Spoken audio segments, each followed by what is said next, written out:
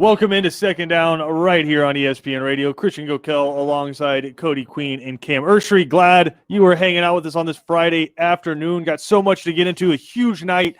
Atlanta versus New York coming your way as the Atlanta Braves are in Flushing to take on the Mets for a 3-game series as they are 2.5 games back of the Mets in the NL East. And we also have, Cody, just a small little affair taking place at State Farm, at the farm in Atlanta, as the New York Knicks come down for Game 3 of what has been a contentious, I guess would be the best way to say it, first couple of games in this NBA playoffs between the Hawks and the Knicks. I mean, Nerlens Noel tripping Trae Young back down the court. Cam, we haven't really seen anything come out punishment-wise about that, but you also have, fans spitting on Trae Young. So this should be a pretty raucous crowd, if I had to imagine, at the farm tonight. Yeah, I hope so. This is the best playoff series in the playoffs so far. Evenly matched. I think it'll be the best one once everything pans out to Game 7, because I think it will probably go 7 or 6, depending on what the Hawks do in this home stretch. But I'm excited. I think the Hawks will get a win tonight and try to get a win Game 4 this weekend. Are we expecting to have more I know because Knicks fans travel. Are we expecting more Hawks fans tonight than we are Knicks fans? Knicks fans, much like Lakers fans, just kind of exist everywhere. A bunch of people who aren't willing to ride with their teams, ride with their hometowns, just assume the fandom of other cities. So it's not that Knicks fans are actually getting in cars or taking planes down to Atlanta to travel. It's a bunch of fake fans in Atlanta that were born and bred in the 678, the 770, the 404, and claim those numbers, but then also happen to be like New York Knicks fans. We were talking about this a little while ago. To me, just sports-wise, there's nothing you can really do that is going to make me think less of you than be one of those people that has 9 different cities in which they rep, right? You're a Dallas Cowboys football fan. You're a New York Knicks basketball fan, right? Like, it's just, if you're spread out all across the country, like in the early 2000s, you were a USC football fan. Like, it's just, no, I'm losing respect for you. If you're a Georgia football fan, you are then in turn not allowed to be a Duke basketball fan. That's just not how it works. You got to rock with Tom Crean and those guys as much as it hurts to do. You got to rock with them, right? You can't be an LSU football fan and be like, yo, I love Kansas basketball. Sorry, it's just not how it works. Cam, I know you have like 9 different affiliations. Cody, you switch fandoms every single year when it comes to college football. Yep. So it's like, honestly, but like for Cody, I think it's different because you were never really a college football fan. I was not raised at all. You're like trying on different outfits right now, see which one fits you best. It's true. Yeah, I've not been raised at all. College football, 0%. I don't think my mom or anybody like that can name a college football player right now that is playing. So my family's not real big into it at all. I can almost 1,000% guarantee my mom can't name a college football player that's playing right now. I don't know what it has to do with anything. Yeah, but I'm just saying my mom was the sports fan in the family, and we were all NFL. So all NFL all the time. So was not raised around college football at all, 0% until I got here. And I was very hesitant when I first came on, as you know. I was like, it ain't nothing. It ain't nothing. And then you guys opened my eyes. It's a whole different world. But this year, yeah, I'm gonna have to go with LSU. It's my team this year. I'm trying to think, Cam, we should do like a dating thing, like we create like Cody like a Tinder profile, but instead of finding a woman, it's finding a college football team. And so we'll get like his likes and his dislikes and what he's looking for in a relationship, and we'll find him a college football team, because I think you already have it. Like, to me, you're a Florida fan. Yeah. Like, I think that makes sense. But, I mean, you're cheating on Florida this year with LSU, who is their crossover game every single year. I'll go to more Florida games this year than LSU games.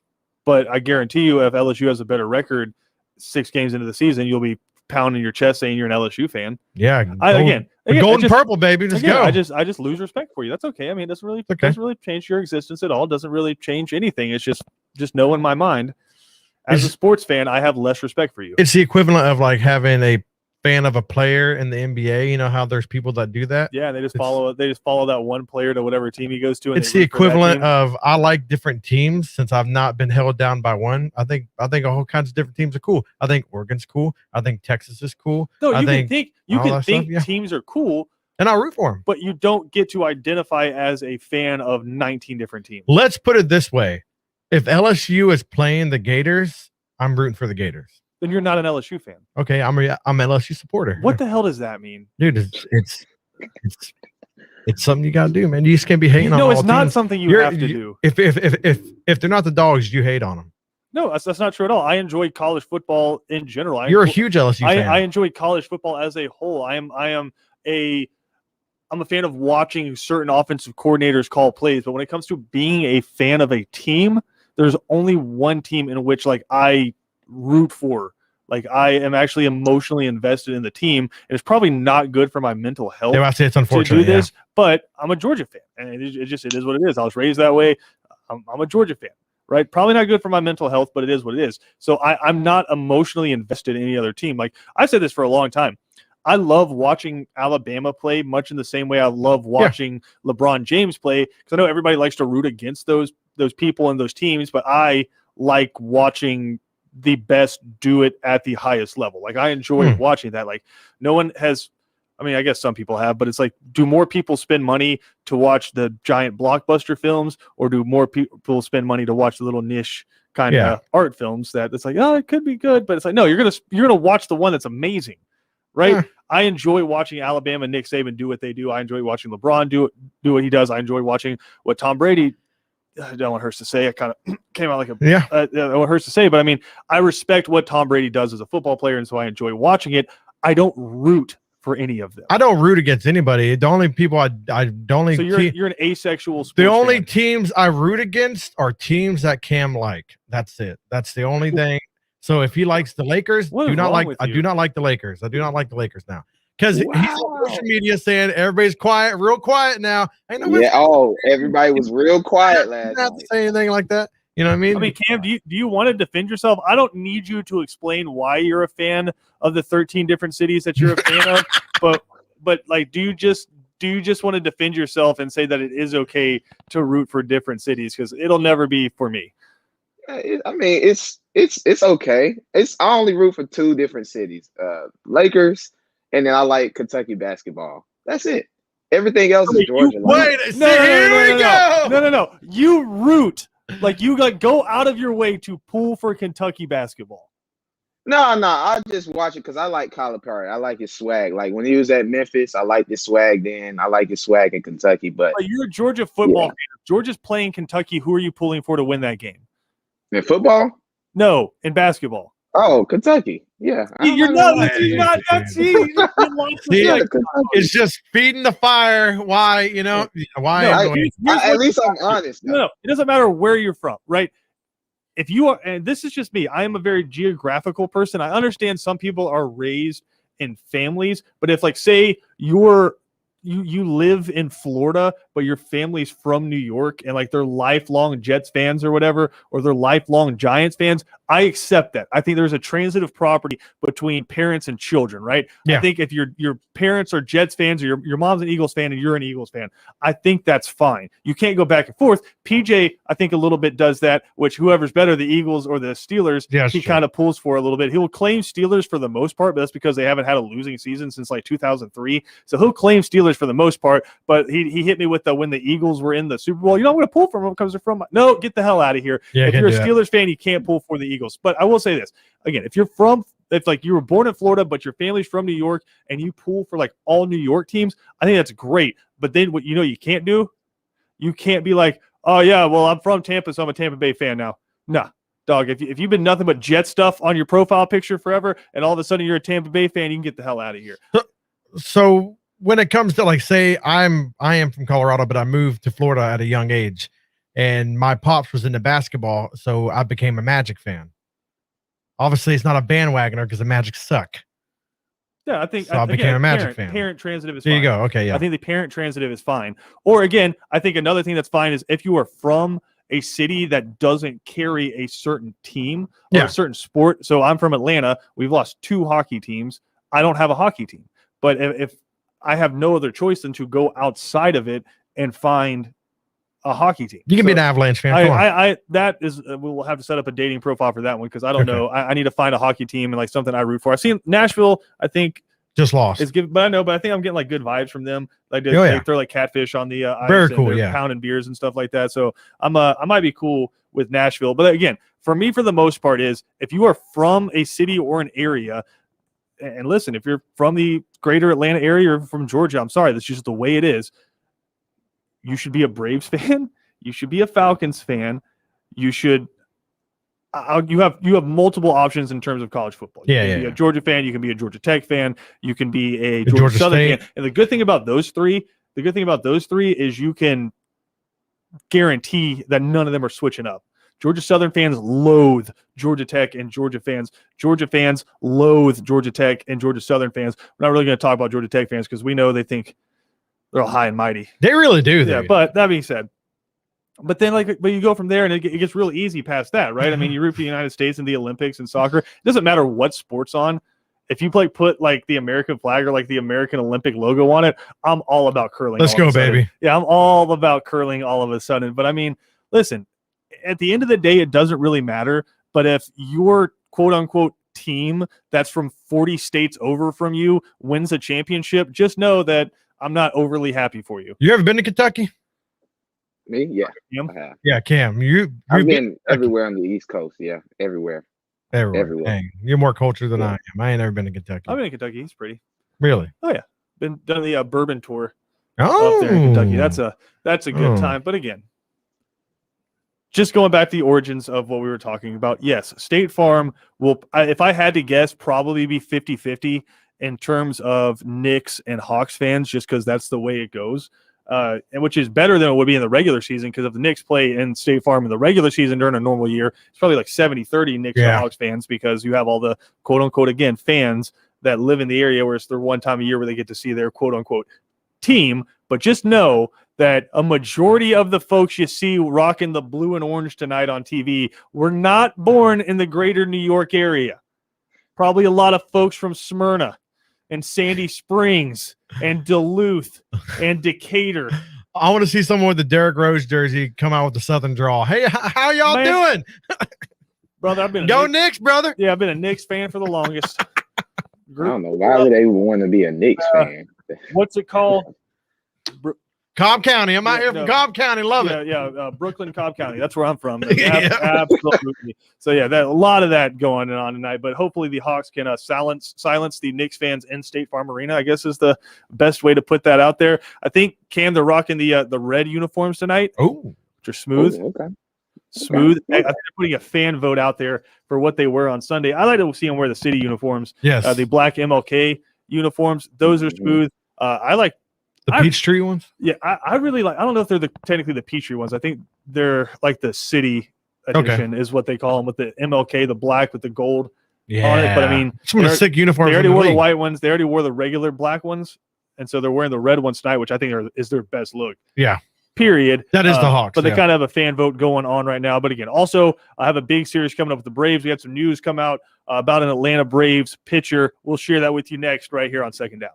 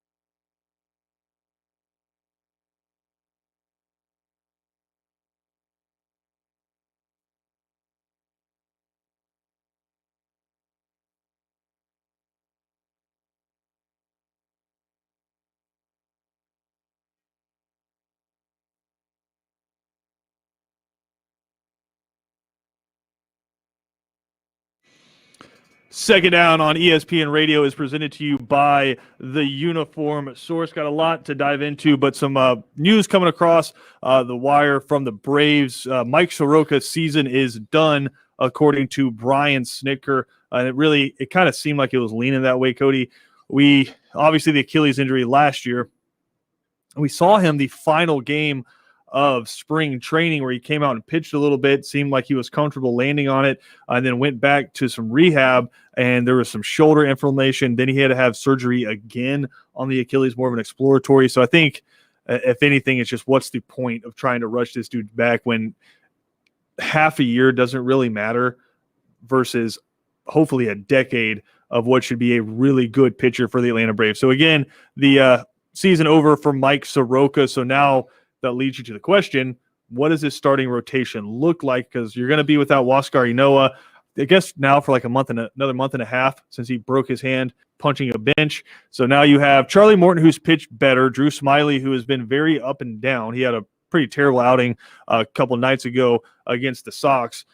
Ian Anderson on the bump tonight. He's been really good for you. And Max Fried seems like he's gotten back into it a little bit. So now who are those guys, right? Charlie Morton, Ian Anderson, Max Fried, you feel comfortable with, then kind of Drew Smiley. And then the question mark is, who's that fifth starter? Bryce Wilson has done well, but he keeps getting called up and sent back down. Who's going to end up being that guy that replaces him? But just with the Mike Soroka news, Cody, I think it's something that makes sense. Yeah, it makes sense. Don't rush him back. Hopefully he has a long career in Atlanta.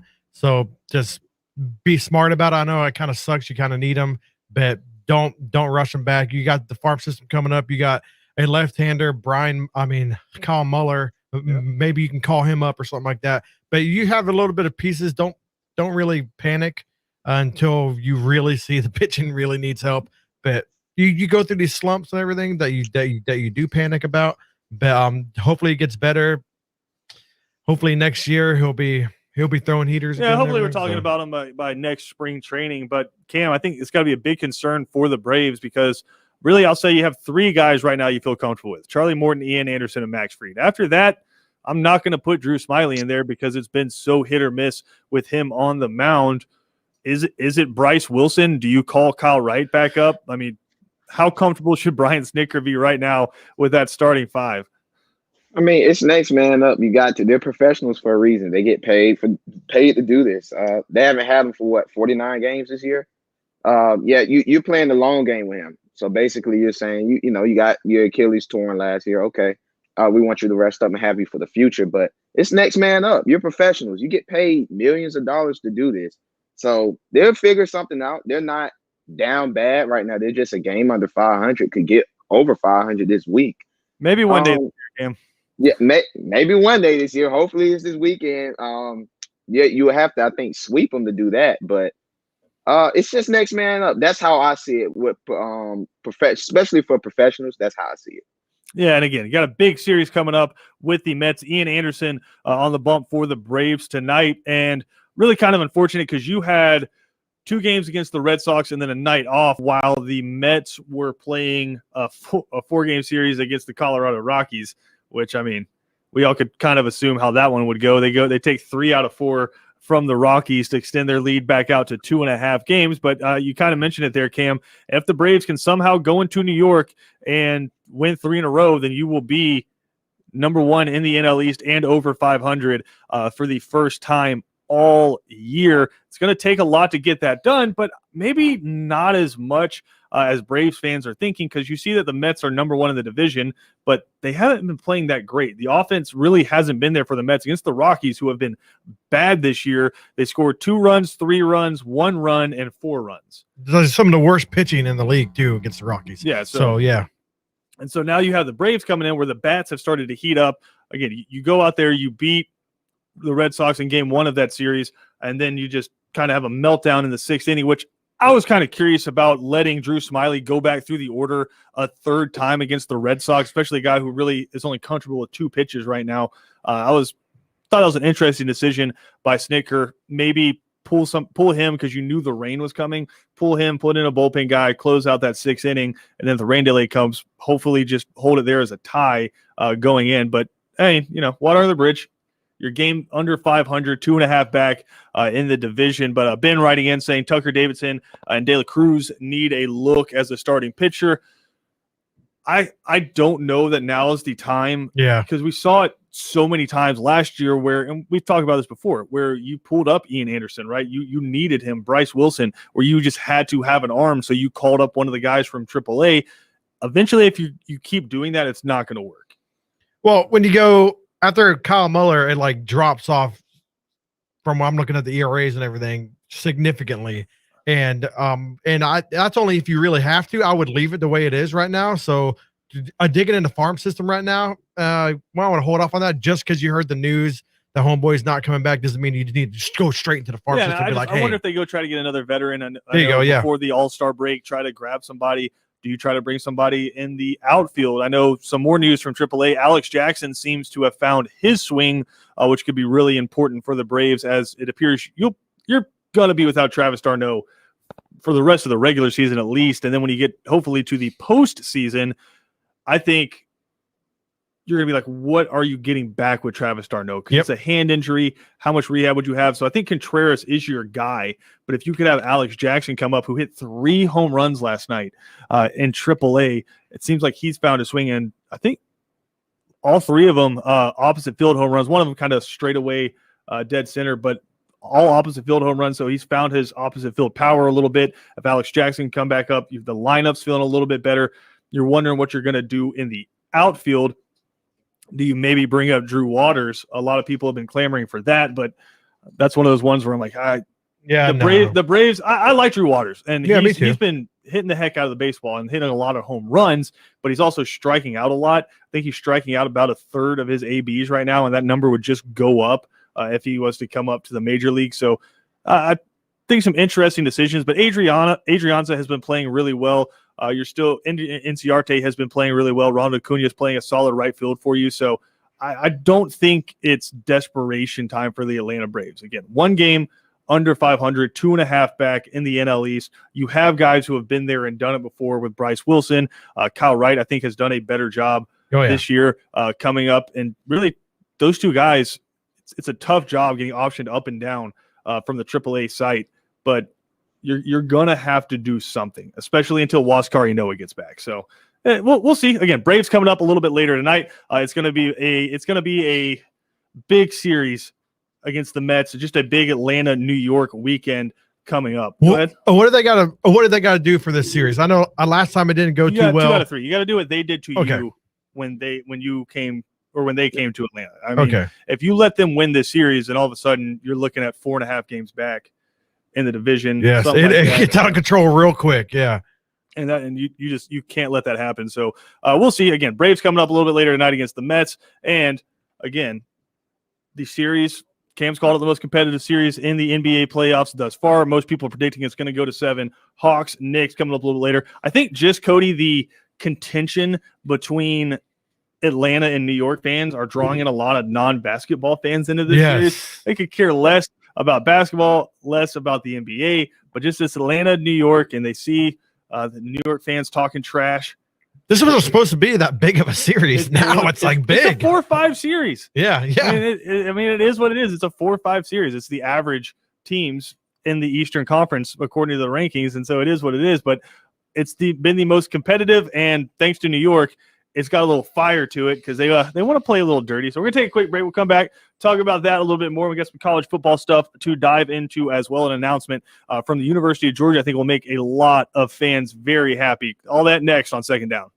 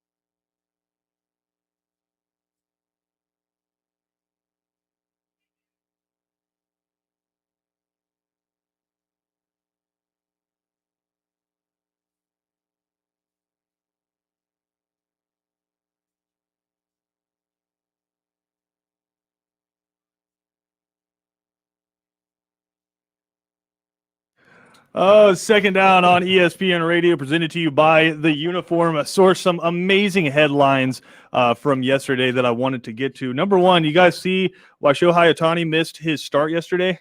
No. Traffic.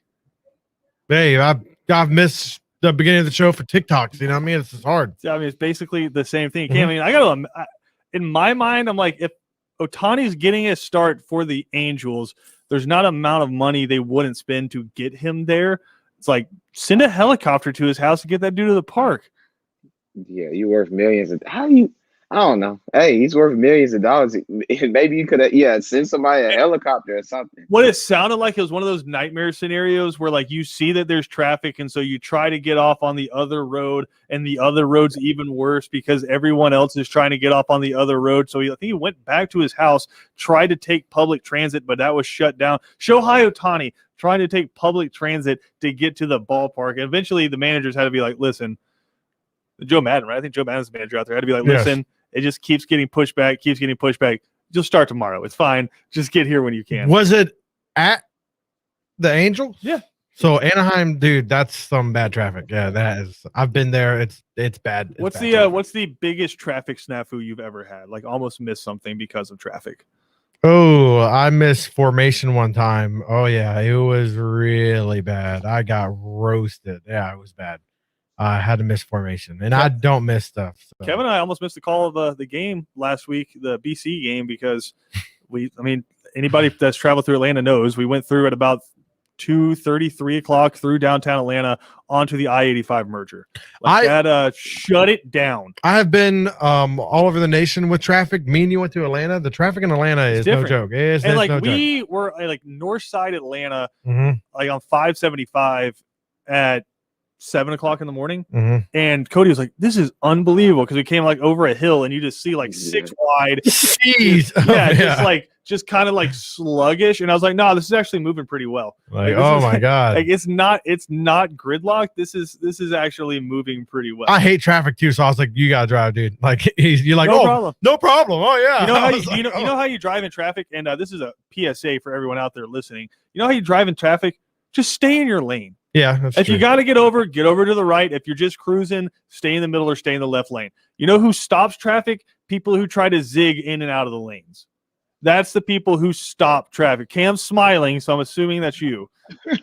Yeah, that's me. Yeah.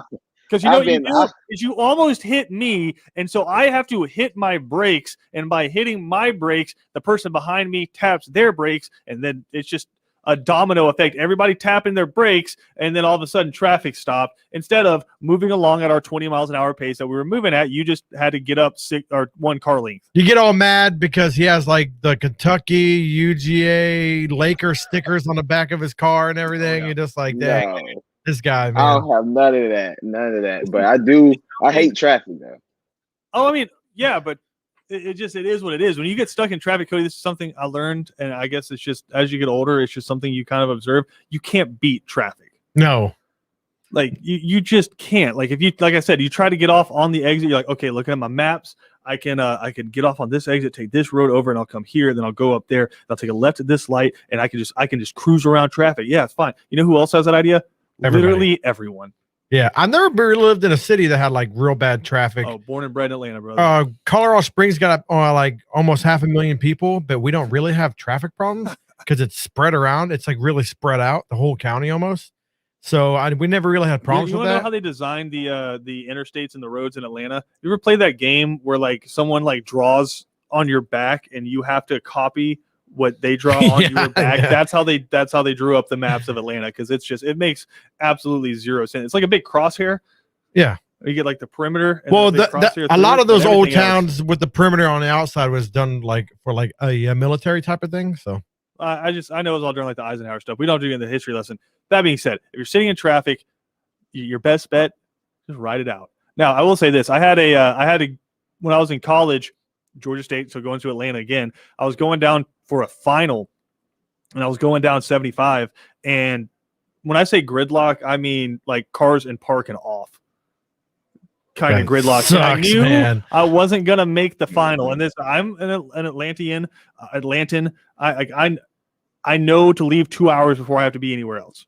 Right? Yep. Dude, Yeah. that's horrible. Oh, Yeah. yes. You You have leave work 2 at hours. 5, you gotta leave at 3. Correct. It's always like I that. know you have to leave 2 hours, but I was sitting there an hour before I had to be at this final, and I was like 13 miles away, and I knew I wasn't going to make it because people were getting out of their cars and talking to each other.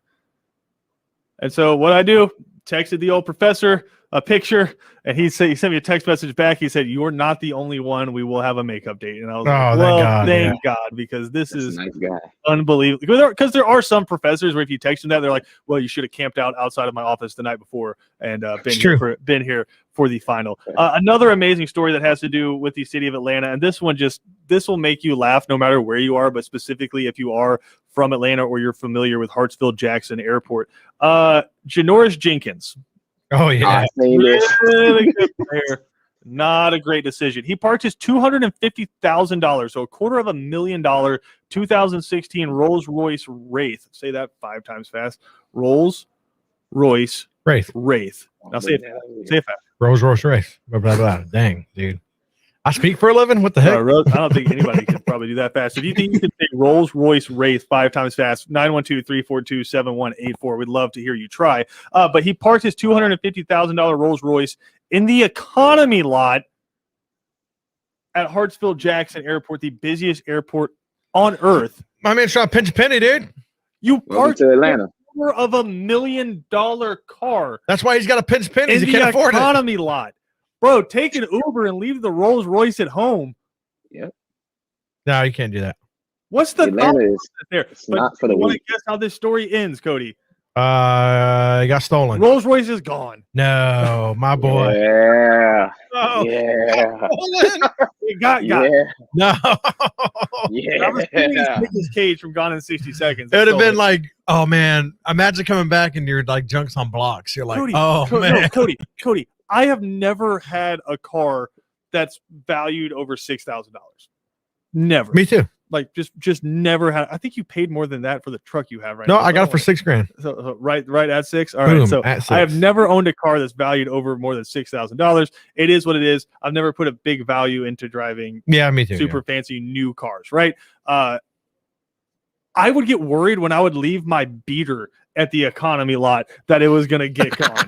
Like it's Hartsfield-Jackson Airport, dog. Like it's people make a living. There's an economy around stealing cars. Oh yeah, there is. Out of the economy lot, right? There is a dark underworld like John Wick, but it's just around stealing cars and things out of the Hartsfield-Jackson Airport parking lot, right? And so this is the best quote. Again, Janoris Jenkins, he says, quote, "The airport was in no way, shape, or form empathetic, concerned, or in shock that something like this could happen." Yeah, okay. Welcome to Atlanta. Cam space. Yeah, dude, yeah. What did he Dog, I'm not shocked. You go to Midtown, they're putting blocks on people's. Man, Yeah, come block on. off. What Yeah, I'm saying. yeah. Like, I'm people block all serious. time there. Yeah. How do you think that went? Like, how do you think that conversation went? Like, he goes up to like a person who's working an hourly job at the airport security, and he's like, "My car got stolen." He's like, "Well, you're like the 6th person today, so like, what's up? Like, do you just like leave a description or call the police?" He's like, "No, like I want to talk to your supervisor." And so supervisor comes down. "My car got stolen." "All right, sir. Can you give me the make, model, and year?" He said, "Yeah, it's a Rolls-Royce Wraith." "Come again?" "And you were parked in what lot?" Yep. Yeah, hold on. Let me get everybody in here. Yeah. Again, hey, y'all, come I'm here. Yeah, I'm gonna get back to my nap real quick. No, Yeah, you get everybody in there, and you go, "All right, now say what you just said again," because that's the most amazing thing I've ever heard in my life. Yeah, I wouldn't park a road. Yeah, Uber it, dude. Uber it, or get all fancy, get a helicopter. I don't know. Uber, he said it. Why Yeah. would you drive that there? I'm Like, pretty sure you can go from the north side of Atlanta, from like Forsyth down to the airport for $40. Okay. Yeah. Let's And that's Let's- probably less than what you'd spend to park your car in economy. Certainly less than what it's going to cost to get your car back. let's. Do you think? No, hold on, real quick. Okay, Do you think that car is still in one piece? that's what I was gonna say. no, How are they gonna it's not. piece this thing out to sell Rolls Royce parts? Who are they selling Rolls Royce parts to? Or a whole Rolls Royce? I don't know, but it just makes me laugh because I don't know where it was, but it was somewhere in Georgia where a politician pulled up to make an appearance in a Mercedes, left it running as he stepped out, and somebody just jumped in and took off in it. No, it was maybe someone joyride. Maybe it was like, hey, weekend. Hey boys, we going around town in a Rolls Royce this weekend. See No, ya. that thing is so hot. Oh like, no, they Rolls yeah, Royce, great. Yeah. Like, I mean, they that's sold like, that. They finna flip that. They're gonna flip that. Go get some money. Yeah, Yeah, they're gonna do that. that guy's gone. But just, Unfortunate. Yep. but like the thought process there, like, what is it? Just is there a thought process, or just a lack of a thought process? Lack of a thought process. Yeah. Have you had? What's the most expensive thing you ever have like taken from you? Oh, laptop. Oh, really? Yeah, that was painful. Okay. I've never really had anything stolen from me. I did one time got robbed at gunpoint in Colorado Springs. It was crazy. You know, I did one time, which was like the kindest, also like kind of the most jerk moment of my life. Really? I was like super young, and I left my wallet on top of a gas pump. Okay. I had pumped gas, left my wallet up there, realized it like a half a mile down the road, flipped a Yui, came back to the gas station, and my wallet was still up there. I was like, oh, all right, open up my wallet, all the cash gone. All gone. And I Yeah. was like, well, respect. I mean, I guess like this is just one of those silver lining things. At least I don't have to go get a new license and a new debit card and all that. But Yep. wallet gone. But man, Janoris, I feel for you, dog. But that's just a tough decision. It's not a smart decision parking a 200. What'd you say? $250,000. It's more than my house is worth, of dude. $1 million car. That is ridiculous. That is an absurd in an economy lot in Atlanta Airport, Jackson Hartfield Airport.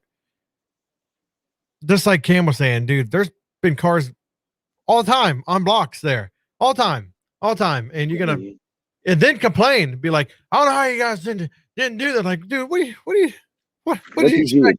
You're just gonna leave a Rolls Royce next to a Toyota Prius, like freaking Prius, in the same parking lot. You know what I mean? Like, what are you doing? Like, bro, what are you that's doing? where- dude? that's where I park my Jeep Cherokee that's older than I am. Yeah, Like, yeah. Like, come what on, are you- man. What are you doing with that? Yep. But just amazing. We got to take a quick break, though. We'll come back. Hawks Knicks coming up tonight. We'll get Cam and Cody's prediction about it when we come back next year on Second Down.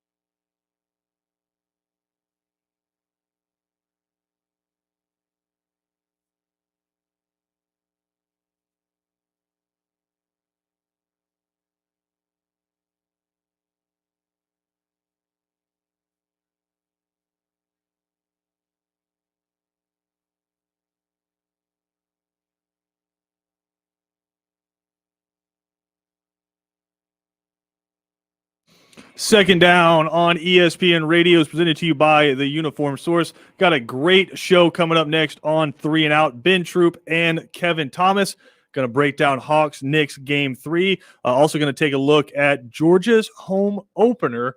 Why, you ask? I mean, it's UAB, right? Well, we got a couple of tidbits there. Number one, Georgia will be at full capacity for their home opener against UAB. Josh Brooks, Georgia's AD, announcing that yesterday. I know a lot of people had kind of assumed that because Georgia had already gone to full capacity for baseball and some other outdoor activities, but Georgia will be at full capacity for their home opener. It doesn't seem like anybody's committing to being at full capacity for the entire season yet. I think they're going to take it a little bit at a time. But again, coming up September 11th against UAB, Georgia will be at full capacity for their home opener against UAB. Also, that one will be at 3:30 on ESPN2. So now we know a few of the times for Georgia's games this season. Obviously, Week 1 against Clemson and Charlotte, that game's going to be 7:30 on ABC.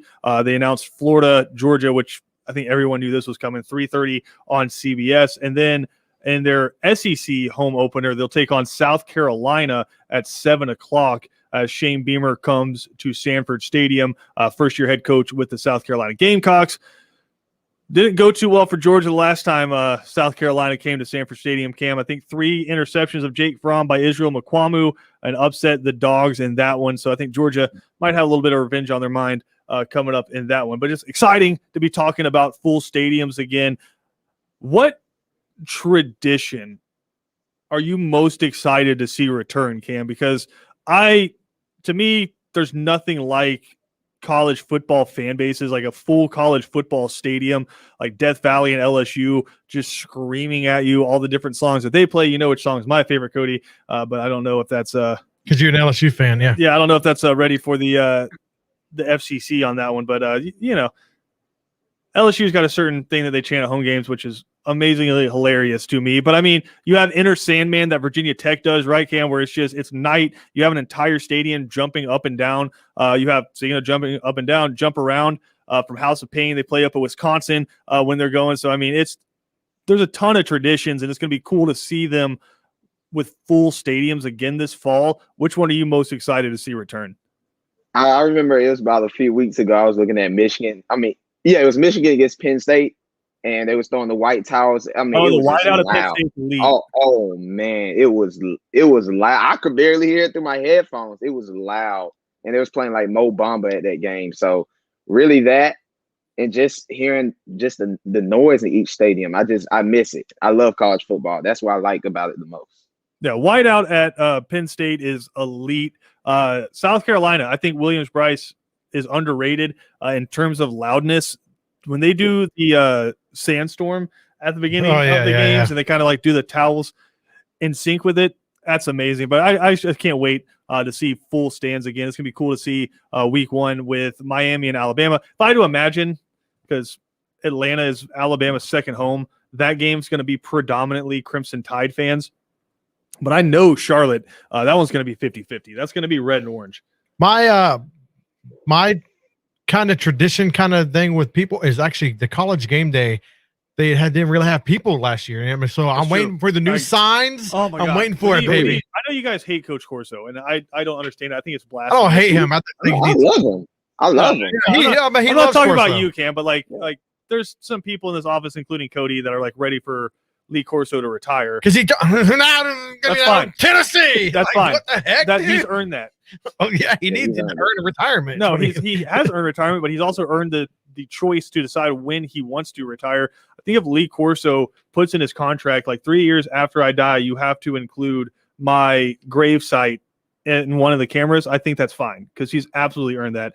Coach Corso, I hope you never leave College Game Day. Don't listen to Cody's blasphemy over here. But again, big show coming up on 3 and Out. We'll be joined by Bud Ellis of Braves Wire to talk about the big series coming up for the Braves against the division-leading New York Mets. Also, an interview we had with D'Orlando Ledbetter. No one better to talk to about the Julio Jones situation. Reports coming out that the Falcons have a first-rounder on the table for Julio Jones. We won't find out about that until next week, June 1st. Probably the earliest we will find out about Julio Jones being moved. But all that coming up next on 3 and Out. Hope y'all enjoy your Memorial Day weekend.